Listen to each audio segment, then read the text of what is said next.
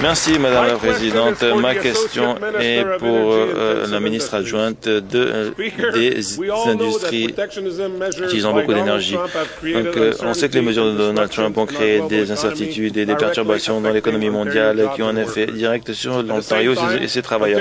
En même temps, la population de l'Ontario se développe rapidement et avec ça, on voit une grande augmentation de la demande de l'énergie. Madame la Présidente, nos citoyens ont besoin de savoir que le gouvernement les appuie et protège leurs emplois pour aujourd'hui et les générations à venir. Est-ce que la ministre adjointe peut dire à la Chambre comment le gouvernement s'occupe d'une expansion du secteur de l'énergie de l'Ontario pour arrêter de s'appuyer sur des sources étrangères et appuyer la croissance économique? Le ministre adjoint de l'énergie des industries qui utilisent beaucoup d'énergie. Je remercie le député parce qu'il défend les travailleurs dans sa communauté et dans tous les coins de cette province. Madame la Présidente, après la période de questions, on aura la possibilité de voter sur le projet de loi 40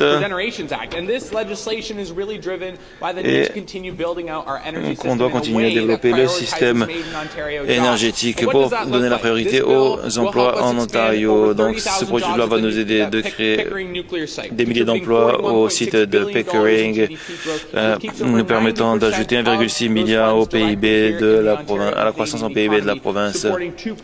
Et on va appuyer 2,2 millions de foyers avec l'énergie qu'ils ont besoin pour survivre et ça va nous aider également à construire inaudible.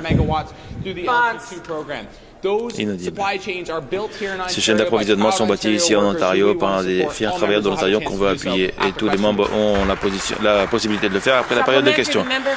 Question supplémentaire, le député de Glengarry Prescott Pastor. Merci au ministre adjoint pour sa réponse. Les habitants de l'Ontario se rappellent des dégâts des politiques des libéraux sur nos secteurs. Et ils ont chassé des milliers d'emplois de la province. Et maintenant, avec encore plus de menaces et d'incertitudes dues à Donald Trump, nous avons encore plus de raisons d'appuyer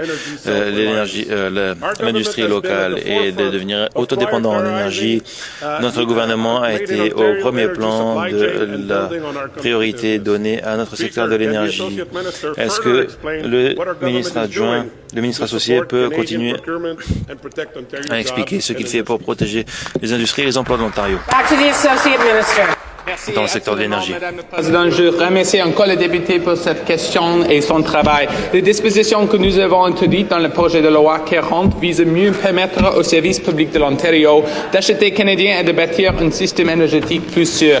Again, Speaker, this is really about supporting. Et vraiment, on veut appuyer les industries et les travailleurs de cette industrie. 90% des dépenses à Pickering en rénovation vont rester au Canada. 80 centimes par dollar pour les petits réacteurs nucléaires qui vont rester au Canada. Moose Power va dépenser 98% de ces dollars au Canada. 76% ici en Ontario et plus de 90% des dépenses annuelles de OPG sont basées en Ontario et donc le projet de loi aura des dispositions qui appuieront la chaîne d'approvisionnement de l'Ontario. On espère que tous les